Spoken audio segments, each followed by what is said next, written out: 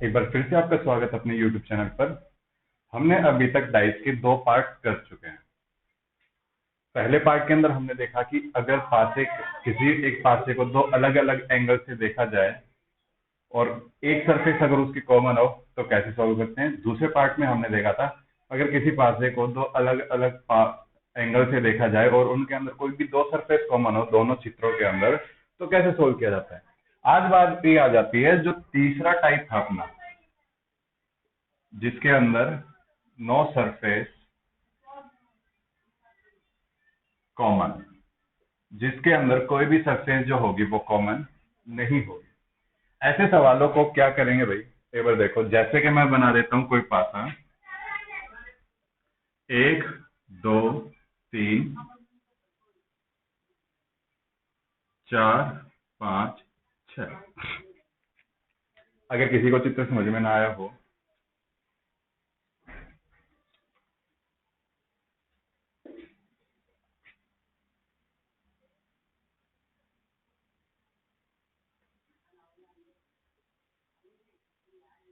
1 2 3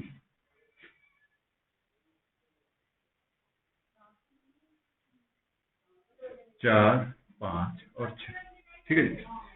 किसी एक पासे को दो अलग अलग एंगल से देखा हमने। देखने पे क्या पता चला, अगर सवाल बोल दे कि बताओ भाई 3 के विपरीत क्या होगा, opposite to 3 which number will come, तो हम दोनों पासों को देखेंगे और यहाँ पर क्या होगा भाई, हम किसी भी एक नंबर को कौन सा नंबर किसके विपरीत है हम डिसाइड नहीं कर सकते। इसका मतलब क्या है, 1 2 और 3 जो विपरीत होंगे वो किसके होंगे भाई, जो सरफेस हमें नहीं दिखाई दे रही उसके होंगे।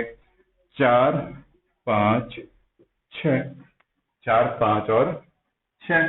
अब अपना आंसर इनमें से कोई एक होगा, वो ऑप्शन के ऊपर डिपेंड करेगा कि हमें ऑप्शन किस तरीके से दिए गए। अगर मान लो ऑप्शन हमारे इस प्रकार होते 1 2 4 3, तो भाई अब देखो हमें क्या दिखने लग रहे हैं, 3 के साथ में ये दोनों नंबर दिखने लग रहे हैं, तो ये दोनों तो होंगे नहीं, 3 खुद के विपरीत होगा नहीं, तो अब हम आंसर किसे टिक करेंगे, 4 को टिक करेंगे। ठीक है। अब छोटी सी बात इसके अंदर और आ जाती है कि अगर कोई एक पासा है, पहले क्या होता था सवालों के अंदर कि इस तरीके का अगर कोई चित्र होता तो हम उसको मान लेते स्टैंडर्ड डाइस, यानी कि मानक पासा। अब होता क्या है एक बार देख लेते हैं उसको भी। जो डाइस होते हैं, जो पासे होते हैं अपने, दो तरीके के होते हैं। डाइस जो होता है भाई वो दो तरीके का होता है। एक तो होता है स्टैंडर्ड यानी कि मानक पासा, और दूसरा होता है जनरल यानी कि साधारण पासा डाइस। मोटे मोटे तौर पर देखा जाए तो डाइस जो होते हैं अपने दो तरीके के होते हैं। इन दोनों में फर्क क्या होता है, जो स्टैंडर्ड डाइस होता है, जैसे बताया गया था पिछली वीडियो के अंदर कि जो हम लूडो खेलने के लिए इस्तेमाल करते हैं, वो जो डाइस होता है अपना स्टैंडर्ड डाइस होता है। उसके अंदर क्या होता है भाई, जैसे कि किसी एक सरफेस पर एक डॉट लगा हुआ है, तो जो इसके अपोजिट जो सरफेस होगी उसके अंदर फिक्स है कि हमें जो मिलेंगे वो 6 डॉट मिलेंगे, यानी कि 1 के विपरीत 6 होगा। इसी प्रकार अगर 2 डॉट हैं तो 2 डॉट के विपरीत हमें 5 डॉट मिलते हैं। अगर 3 डॉट है किसी सरफेस पर तो उसमें भी फिक्स है कि हमें जो डॉट मिलेंगे वो 4 मिलेंगे।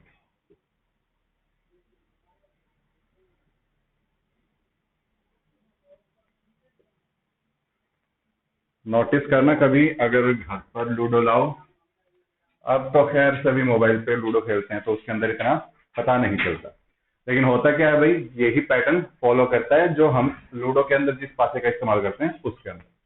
ठीक है। और जो जनरल डाइस होता है जनरल डाइस के अंदर ऐसा कोई भी पैटर्न फिक्स नहीं होता, कोई भी संख्या किसी भी संख्या के विपरीत हो सकता है। एक अपना 2 के भी विपरीत हो सकता है, 3 के भी हो सकता है, 4 के भी हो सकता है, 5 के भी हो सकता है, 6 के भी हो सकता है। हमें पता नहीं है कि कौन सा किसके विपरीत होता है, वो हम सवाल करते हैं तब हम निकाल करके देखते हैं। ठीक है, अगर मान लो मैं एक पासा बना देता हूं,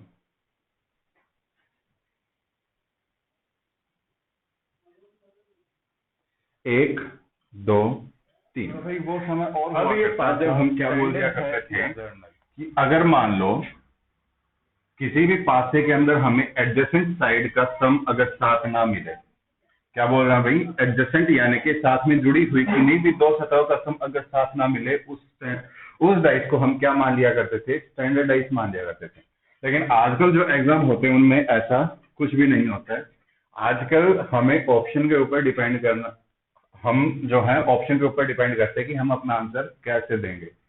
हमें एग्जामिनर के दिमाग को सोचना होगा, हमें सोचना होगा कि उसने जो सवाल दिया है वो किस तरीके से सोच करके दिया है। ठीक है जी, क्यों नहीं हो सकता है, जैसे कि मान लो यहाँ पर 1 है, अब हमें ये तो नहीं पता जो 6 है वो इसके पीछे है, या 6 इसके यहाँ पर है, या 6 इसके नीचे की तरफ है। हमें इतना कुछ नहीं पता, हमें सिर्फ यही पता है।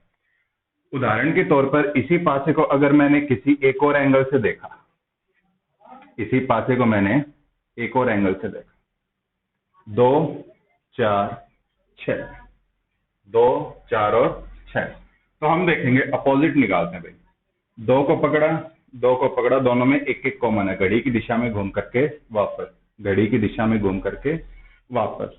तो जब 2 से चले तो 3 और फिर 1, और यहां पर 2 से चले तो 4 और 6, जो नंबर बच गया वो 2 के विपरीत। ठीक है, जब मेरे पास दूसरा पासा आया तब हमें क्या पता चला भाई, 4 और 3 7, 6 और 1 7, 5 और 2 7, यानी कि सभी अपोजिट सरफेस का सम कितना बन गया, 7 बन गया। यही हमने देखा था क्या, स्टैंडर्ड डाइस के अंदर, कि सभी सरफेस का अपोजिट सरफेस में सभी का सम जो होता है वो 7 होता है। यहाँ पर सभी का सम क्या है, 7। अब मैं इस पासे को कह सकता हूं कि ये जो पासा है ये स्टैंडर्ड है। ठीक है, अगर इसी पासे के अंदर अगर मैं एक बार इसे छोड़ देते, एक और एंगल से बना लेते हैं इसे, 2, 6 और 4, ठीक है, 2, 6 और 4 घड़ी की दिशा में घूमे, तो यहां से क्या था, अगर 2 से हम चले तो 3 और फिर आया 1। अगर इससे हम चलेंगे 2, 2 से 6, 6 के बाद 4, यानी कि 1 विपरीत है 4 के, 3 विपरीत है 6 के, और 2 के विपरीत क्या आ गया, 5 आ गया। यहाँ पे 2 और 5 7 तो हो गया, ठीक है, 2 अपोजिट सरफेस का सम क्या हो गया, 7 हो गया। लेकिन इन दोनों का सम 7 नहीं हुआ, इन दोनों का सम 7 नहीं हुआ। ठीक है, तो ये फर्क होता है जनरल डाइस और स्टैंडर्ड डाइस के अंदर। स्टैंडर्ड डाइस के अंदर क्या होता है भाई, सभी अपोजिट सरफेस का सम जो होगा वो 7 होगा। जैसे नंबर 1 और नंबर 2 के चित्र को सोल्व करके किया हमने, उसी तरीके से जैसे ही हमने नंबर 1 और नंबर 3 के चित्र को करके किया, नंबर 1 और नंबर 3 चित्र को करके सोल्व किया, तो हमें एक सरफेस का सम तो 7 मिल गया, लेकिन उसे जर्नल होने के लिए सभी अपोजिट सरफेस का सम क्या होना चाहिए, 7 होना चाहिए। ऐसा हुआ नहीं, इस कारण अब ये डाइस कैसा हो जाएगा, जनरल हो जाएगा जी, यानी कि साधारण पासे के अंदर आ जाएगा। पास ये सवाल है, तो उम्मीद करता हूँ पहचानना है थोड़े से सवाल और कि ये जो पासा है कौन सा है, ये मानक पासा है या साधारण पासा, यानी कि जनरल डाइस है या स्टैंडर्ड डाइस है। इसके अंदर भी हमें ये पहचानना कि ये जो पासा है ये कौन सा है, और इसमें भी हमें पहचानना है कि ये कौन सा है। ठीक है, तो देखिए दोनों चित्रों को देखा, क्या देखा हमने दोनों को गौर से देखने पर, कि भाई जो इसके अंदर 3 है दोनों के अंदर समान है। पकड़ा 3 को और घड़ी की दिशा में चले, तो जब पहली आकृति से चले थे तो 3 के बाद आया था 1 और उसके बाद आया था 2। इसके अंदर 3 से जब चले थे इसके अंदर आया था 4 और फिर आया था 5।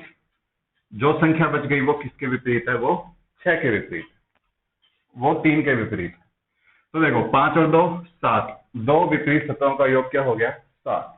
4 और 1 5। अब 2 विपरीत सतहों का योग क्या हो गया? 5। और यहां पर 2 विपरीत सतहों का योग कितना हो गया भाई? 7। यानी कि सिर्फ एक बार क्या हुआ? 2 विपरीत सतहों का योग 7 हुआ है। जबकि स्टैंडर्ड पासा होने के लिए, स्टैंडर्ड डाइस होने के लिए, मानक पासा होने के लिए क्या है? जितनी भी विपरीत सतह है सभी का योग 7 होना चाहिए। यहां पर सिर्फ एक का हुआ, इस कारण ये जो पासा होगा ये क्या होगा भाई? जनरल होगा, यानी कि साधारण होगा। इसी तरीके से दूसरे को चेक करते हैं। जब दोनों को देखा तो हमें दोनों के अंदर कॉमन मिला। अब घड़ी की दिशा में चले तो पहले वाले चित्र में जब चले तो 2 से 3, 3 से 1, 3 और 1। यहां पर 2 से 6, 6 से 4, यानी कि इसके विपरीत क्या आ जाएगा? अब 5 आ जाएगा भाई। अब वापस से देखो 5 और 2 7, ये सम बना रहे हैं 4, ये सम बना रहे हैं 9। अब ये कौन सा पासा हो जाएगा? ये भी जो होगा जनरल हो जाएगा। जनरल यानी कि साधारण। साधारण क्यों बोला भाई हमने इसे? क्योंकि इसके अंदर सिर्फ जो विपरीत सतह है उनका योग सिर्फ एक बार 7 हुआ, जबकि तीनों बार क्या होना चाहिए? सभी विपरीत सतह का योग 7 होना चाहिए। सभी का नहीं हुआ, इसलिए ये कैसा पासा होगा? साधारण पासा होगा। इसके अंदर देखा, ये सवाल तो हमने इसी सवाल से तो शुरू भी किया था। तो घड़ी की दिशा में चले तो जब देखा तो 2 के बाद 3 और 3 के बाद 1, यहां पर 2 के बाद 4, 4 के बाद 6, 6 और 1 7, 4 और 3 7, और ये किसके विपरीत है भाई? 5। और यहां पर भी सम कितना आ गया? 7। यानी कि तीनों बार विपरीत सतहों का योग, अपोजिट सरफेस का सम कितना आ रहा है? 7 आ रहा है। तो ये पासा कैसा हो जाएगा? अब अपना स्टैंडर्ड हो जाएगा भाई, यानी कि मानक पासा होगा ये। ठीक है, तो समझ गए होगा भी कौन सा पासा स्टैंडर्ड होगा और कौन सा पासा स्टैंडर्ड यानी कि जर्नल होगा। ठीक है, तो ये तो थे जब हमारे पास 2 चित्र हो। क्या? जब हमारे पास 2 चित्र हो तो हम कैसे पहचाने कि कोई पासा अपना स्टैंडर्ड है या कोई पासा अपना जनरल है। अगर हमारे पास चित्र ही एक हो तो हम कैसे पहचाने? तो उनको देखते हैं आगे। मानक पासे का यानी कि कौन सा फिगर स्टैंडर्ड डाइस का है और कौन सा फिगर जर्नल डाइस का है। ठीक है, तो देखो जर्नल के अंदर तो फिक्स है, अगर एडजेसेंट साइड का सम अगर 7 हो जाए तो वो कैसा हो जाएगा? जनरल हो जाएगा। ठीक है जी, अगर एडजेसेंट साइड का सम जो है वो 7 हो जाता है, यानी कि आपस में जुड़ी हुई सतह का किन्हीं भी 2 सतहों का योग अगर 7 हो जाता है तो वो जर्नल हो जाता है। तो देखो 6 और 1 7, दोनों सतह आपस में जुड़ी हुई है, कोई भी विपरीत नहीं है, यानी कि किन्हीं भी 2 एडजेसेंट साइड यानी कि 2 जुड़ी हुई सतहों का योग अगर 7 हो जाता है तो वो पासा कैसा होता है? जर्नल। यानी कि ये पासा कैसा है भाई? जर्नल है। इसके अंदर देखो 4 और 3 7, 2 जुड़ी हुई सतहों का योग 7 हो गया, इस कारण ये पासा भी कैसा हो गया? जनरल हो गया। 5 और 2 7, यहां पर भी 2 जुड़ी हुई सतहों का योग कितना हो गया? 7, तो ये पासा भी क्या हो गया भाई? जनरल हो गया। अब देखो यहां पर 1 2 3, 3 और 2 5, 3 और 1 4, 2 और 1 3, यानी कि यहां पर क्या हुआ कि किन्हीं भी 2 एडजेसेंट सरफेस का सम 7 नहीं हुआ। ठीक है, अगर 7 नहीं हुआ तो क्या मैं इसे स्टैंडर्ड मान सकता हूं? अगर यहां पर एडजेसेंट सरफेस का सम यानी कि जुड़ी हुई सतहों का सम 7 नहीं हुआ तो क्या इसको स्टैंडर्ड कहना सही है? स्टैंडर्ड। तो भाई जैसे कि हमने पिछले सवालों में देखा, कहना बिल्कुल भी सही नहीं है। क्यों नहीं है? क्योंकि हमें नहीं पता कि जो 6 है वो इस 1 के विपरीत है या इस 1 के नीचे है या एक इसके साइड में है, हमें नहीं पता। इसी प्रकार से हमें नहीं पता जो 5 है वो 2 के नीचे है या 2 के पीछे है या 2 के साइड में है, और इसी तरीके से हमें 3 के कारण 4 का नहीं पता कि 4 जो है कौन सी सरफेस पर है, क्योंकि हमें सिर्फ 3 ही दिखने लग रहे हैं। जैसे हमने पिछले सवाल के अंदर देखा, किसी एक पासे को अगर मैंने इस तरीके से देखा और इसी पासे को मैंने अगर इस तरीके से देख लिया, पीछे जो सवाल किया था 2, 6 और 4, तो यहां पर क्या हो जाएगा, ये जो पासा हो जाएगा अब क्या हो जाएगा भाई, जर्नल हो जाएगा। अगर यहां पर 4 होता और यहां पर 6 हो जाता, अब ये पासा कैसा हो जाता, अब ये स्टैंडर्ड हो जाता। तो हम यहां पर क्या कहेंगे भाई, ये पासा अपना स्टैंडर्ड या जनरल कुछ भी हो सकता है ना।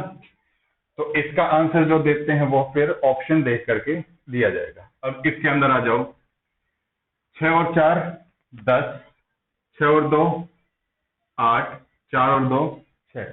यहां पर भी क्या हुआ, एडजेसेंट सरफेस का सम 7 नहीं हुआ। 7 नहीं हुआ, इसके साथ साथ क्या हुआ कि हम ये भी कंफर्म नहीं कह सकते कि भाई इनके अपोजिट सरफेस का सम जो है वो 7 हो जाएगा। अगर इसकी किसी दूसरे एंगल से हमें आकृति मिले तो हम बता भी दे भाई कंफर्म ये स्टैंडर्ड होगा कि जनरल होगा। अगर ऐसा नहीं है तो इसको स्टैंडर्ड भी बोल सकते हैं, स्टैंडर्ड और जनरल दोनों ही के अंदर माना जा सकता है। इसी तरीके से 5 और 4 9, 6 5 11, 6 4 10, यहां पर भी अपोजिट सरफेस का जो है सम 7 नहीं हो रहा, इसीलिए इस पासे को भी मुझे दोनों तरीकों से लेकर के चलना पड़ेगा। ठीक है, तो उम्मीद करता हूं समझ में आया होगा कौन सा पासा जनरल होगा और कौन सा पासा स्टैंडर्ड होगा। अब भाई सवाल आ जाता है कि मान लो भाई ऐसा कोई पासा दे दिया गया, हमें ऐसा कोई पासा दे दिया गया और हमसे पूछ लिया गया, क्या पूछ लिया गया भाई, इस पासे की बात कर रहे थे, एक ही पासे की, के बताओ 2 के विपरीत opposite to 2 what number will come, कौन सी संख्या आएगी। तो इसका आंसर हम डेफिनेट नहीं दे सकते जब तक हमारे पास ऑप्शन ना हो। अगर कायदे से देखा जाए तो इसका जो आंसर रहेगा वो 4 भी हो सकता है, 5 भी हो सकता है और 6 भी हो सकता है 2 के विपरीत। क्यों, क्योंकि भाई हमें किसी भी संख्या के विपरीत नहीं पता कि कौन सी संख्या किसके विपरीत है। तो अगर मान लो ऑप्शन हमारे पास कुछ ऐसे हो, पहला हमें 2 के विपरीत बताना है कि 2 के विपरीत क्या होगा, 4, दूसरा 5, तीसरा 6, चौथा 3, 4 ऑप्शन है। अगर ये ऑप्शन आपके पेपर में आ जाए तो आप आंसर किसे चूज करोगे। इस पासे को कैसे मानेंगे हम, स्टैंडर्ड मानेंगे या जनरल मानेंगे। तो देखो क्या करेंगे, यहां पर हमें समझना होगा सवाल जिसने बनाया है उसने क्या सोच करके बनाया होगा। अब तो एग्जाम के अंदर क्या है, अगर एक फिगर दे रखा हो तो आपको साफ साफ स्टेट कोट किया हुआ मिलेगा कि भाई ये जो पासा है ये स्टैंडर्ड है या फिर जनरल है, उसके हिसाब से हम अपना आंसर दे सकते हैं। अगर मान लो कभी ऐसी सिचुएशन आ जाए कि आपको नहीं मिल रहा कि भाई स्टैंडर्ड दे रखा है या जनरल दे रखा है, अब आप किसे चुनोगे। तो हमें सोचना होगा कि पेपर वाले ने जो ऑप्शन दिए हैं वो क्या सोच करके दिए हैं। अब हमें इन चारों में से कोई एक ऑप्शन तो पिक करना ही करना है ना। अगर पिक करना है तो हमें ऐसा ऑप्शन पिक करना पड़ेगा जो कि सही माना जाए। अब सही कैसे माना जा सकता है, अगर मैंने इस पासे को जर्नल मान लिया, जर्नल मान लिया तो 4 भी हो सकता है, 5 भी हो सकता है, 6 भी हो सकता है, लेकिन एग्जाम वाला ऐसे आपको परेशान नहीं करेगा। एग्जाम वाला अब हमें जो आंसर देंगे वो देंगे इस पासे को स्टैंडर्ड मान करके, क्योंकि एक आंसर तो देना है और हम ऐसा आंसर देंगे जो पूरा पूरा सही हो। तो 2 के विपरीत क्या आ जाएगा भाई, अपना 5 आ जाएगा। स्टैंडर्ड में क्या हो जाएगा, अपोजिट सरफेस का सम 5 आ जाएगा, 7 आ जाएगा सॉरी। तो 5 और 2 7 हो जाएंगे। अगर मान लो ये ऑप्शन ऐसे ना होकर के इस प्रकार होते, 4 5 6, इधर 4 और 5 और 6, इधर 4 और 5 और 6। अब जो एग्जाम जिसने सवाल सेट किया है वो ये चाह रहा है कि आप इस पासे को जर्नल माने, इस पासे को जर्नल माने और इसका आंसर दे ऑप्शन डी। ठीक है जी, तो कंफ्यूज होने की बात नहीं है। कुछ और सवाल देखते हैं जो थोड़ा और हमारे अंडरस्टैंडिंग को बढ़ाएंगे। Number 1, figure number 2। अगर इस सवाल में पूछ ले आपसे, बताओ कि 5 के विपरीत क्या आएगा, 5 के विपरीत क्या आएगा, तो हमारा पहला काम तो यही है कि ये स्टैंडर्ड पासा होगा या जनरल पासा होगा।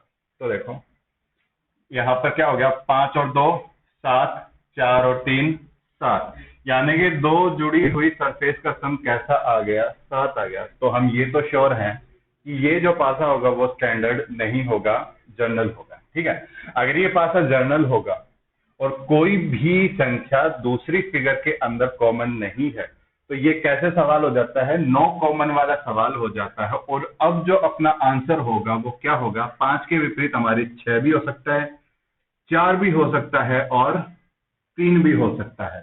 फिर हमें देखना पड़ेगा कि हमारा जो ऑप्शन है वो क्या दे रखा है, उसके हिसाब से हम अपना आंसर टिक करेंगे। इसी के साथ अगला सवाल और देख लेते हैं, फिगर नंबर 1 और फिगर नंबर 2। एक पासे की 2 अलग अलग स्थितियां दे रखी हैं, इसके अंदर हमें बताना है कि कौन सा पासा किसके विपरीत होगा। तो भाई अगर संख्या हो तो वहां पर तो हम देख लेते हैं क्या कि जो पासा है वो अपना कैसा है, स्टैंडर्ड हो सकता है या जनरल हो सकता है। लेकिन जब अल्फाबेट आ जाए या कैरेक्टर आ जाए तो उसके अंदर हम ऐसा कुछ भी नहीं कर सकते। अब हमें इस पासे को सिर्फ और सिर्फ जनरल मान करके करना पड़ेगा।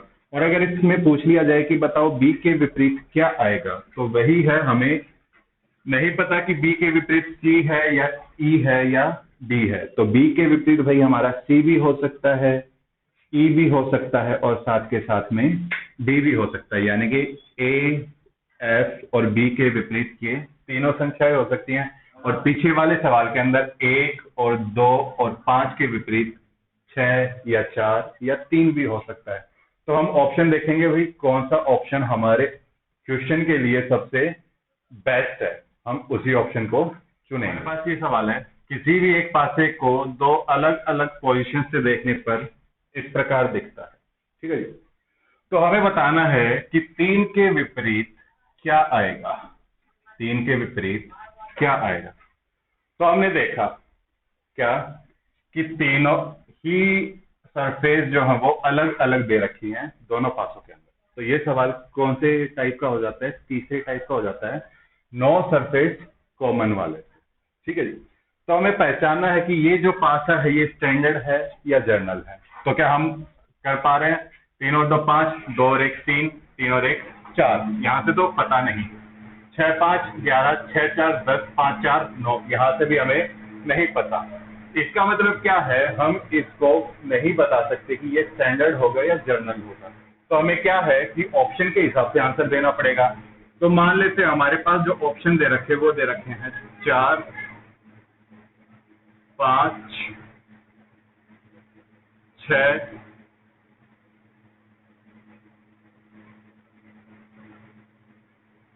2, 4 5 6 और 2। तो बताओ इस ऑप्शन में, इन ऑप्शन में से क्या चूज करोगे।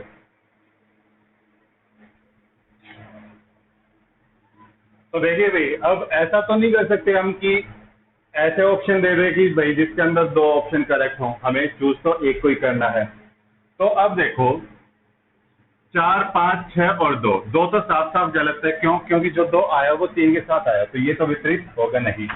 अब कौन कौन हो सकते हैं भाई, यहाँ से हमने देखा तो भाई हमारा 4 भी हो सकता है, 5 भी हो सकता है और 6 भी हो सकता है, तीनों इसके विपरीत हो सकते हैं। 4 5 6 तीनों ही हमारे पास ऑप्शन है। तो हमें अब एक ऑप्शन पिक करना है, तो हम किसे पिक करेंगे भाई, 4 और 3 7 जो बनेगा हम उसे उठाएंगे। अगर इस तरीके से दे रखा होता तो हमारा आंसर क्या होगा, 4 होगा, क्योंकि हम इसको स्टैंडर्डाइज मान करके करेंगे। इसी के साथ अगर हमारे पास अगर ऑप्शन होते क्या, 4 5 6, इधर 4 5 और 6, अब हमारे पास ये ऑप्शन है, तो अब हम इस 4 को नहीं चूज करेंगे, ना ही इसे और ना ही इसे, हमारा आंसर रहेगा ऑप्शन डी। ठीक है जी। इसी तरीके से अगले सवाल में आ जाते हैं। इसके अंदर हमें बताना है कि 5 के विपरीत कौन सी संख्या होगी। 5 के विपरीत कौन सी संख्या होगी। तो हमारा काम पहचानना कि भाई कैसा डाइस है। तो 5 और 3 8, 6 3 9, 6 5 11, यानी कि एडजेसेंट सरफेस का, यानी कि जुड़ी हुई सतहों का योग जो है वो 7 नहीं हुआ। ना तो हम ये कह सकते भाई ये स्टैंडर्ड है, ना ही हम ये कह सकते कि ये जर्नल है। तो जब अपना आंसर होगा वो किसके ऊपर डिपेंड करेगा, हमारे ऑप्शन के ऊपर डिपेंड करेगा। तो मान लेते ऑप्शन दे दिया इसने 1 4 5 नन, 1 4 5 और इनमें से कोई नहीं, अरे सॉरी 5 नहीं 2, 1 4 2 और नन। क्या मैं नन को चूज कर सकता हूं? क्या इनमें से मेरे पास ऐसा कोई भी ऑप्शन नहीं है जो मेरा आंसर निकाल दे? भाई एक ऑप्शन हमारे पास है, कौन सा? Option C. 5 और 2 7, कैसा हो जाएगा ये? इस हिसाब से हम जर्नल मान करके इसको करेंगे, क्योंकि भाई यहाँ पर ना तो मैं इसको स्टैंडर्ड बोल पा रहा हूँ, ना ही मैं इसको जनरल बोल पा रहा हूँ। तो यहाँ से ऑप्शन देखा तो एग्जाम वाला क्या चाहता है कि आप इसको स्टैंडर्ड मान करके आंसर दो। इसका आंसर क्या हो जाएगा? 2 हो जाएगा। अगर इसी के साथ अगर मान लो ऑप्शन होते 1 4 2, इधर 1 4 और 2, अब अपना आंसर क्या हो जाएगा भाई? इसके अंदर ऑप्शन डी हो जाएगा। ठीक है जी। तो कंफ्यूज होने की बात नहीं है, आराम से शांति से प्रैक्टिस करो, जिससे आपको भी समझ में आएगा धीरे धीरे कि भाई कैसे किया जा रहा है। और वो समय पहले का हुआ करता था जब बोल दिया जाता था, अब ऐसा कुछ भी नहीं है। मतलब स्टैंडर्ड मान लेते या जर्नल मान लेते एक फिगर को देख करके, अब एक फिगर का ऐसे हम सीधा सीधा नहीं कर सकते। आगे देखेंगे कि भाई हम ओपन डाइस को कैसे करेंगे, और जो हमने पहले टाइप छोड़ दी थी वो और मोर देन 2 वाले देखेंगे। तब तक के लिए चैनल को सब्सक्राइब कीजिए, वीडियो को दोस्तों के साथ शेयर कीजिए, लाइक कीजिए। धन्यवाद।